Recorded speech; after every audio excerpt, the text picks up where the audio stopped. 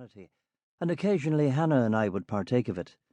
A middle-aged man and his widowed sister, neatly attired, careful of conversation, still with a taste for a cream cake, but no stomach for the Fanta anymore.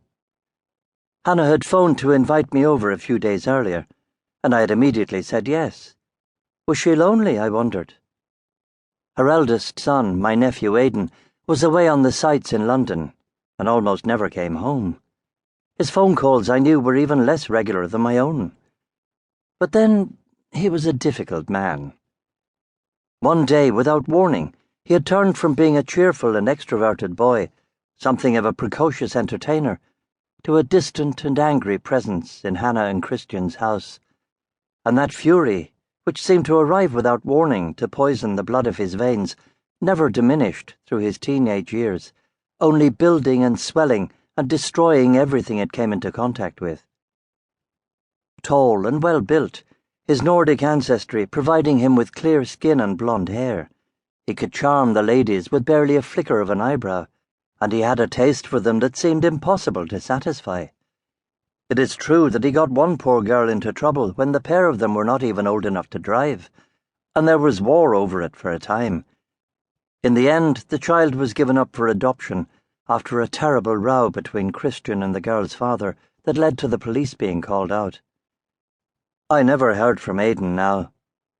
He had a tendency to look at me with contempt in his eyes, and once, when he had drink on him, he stood beside me at a family gathering, placing one hand against the wall while he leaned too close, the stink of cigarettes and alcohol forcing me to turn my head away, and bulged a tongue into his cheek as he said in a perfectly friendly tone, "Listen to me, you.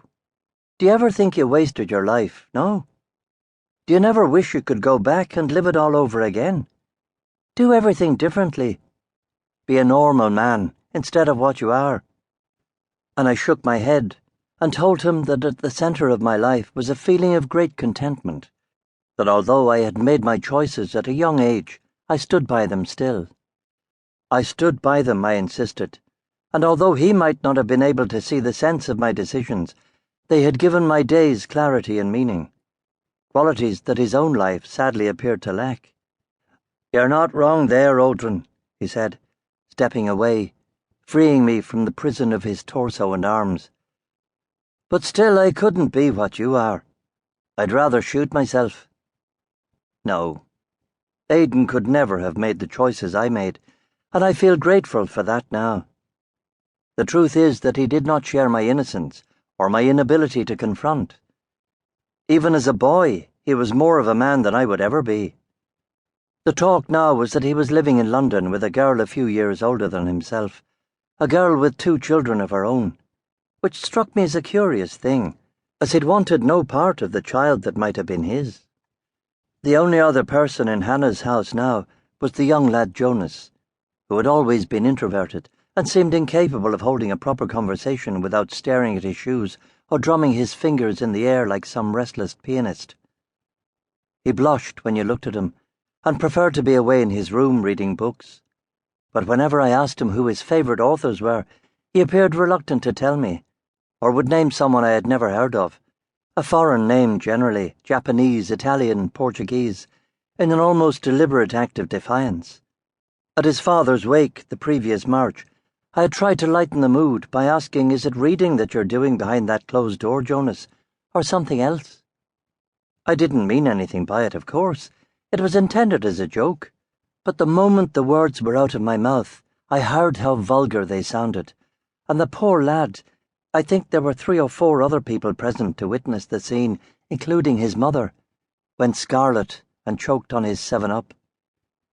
I wanted to tell him how sorry I was for embarrassing him. I wanted to badly, but that would only have made matters worse. And so I left it, and I left him. And I sometimes felt that we might never recover from that moment. For surely he thought I had set out to humiliate him, a thing I would never have done, or dreamed of doing.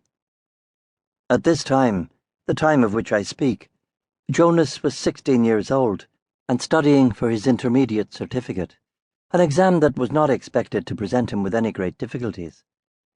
He had been bright from the start, learning to speak and read well before other children of his age.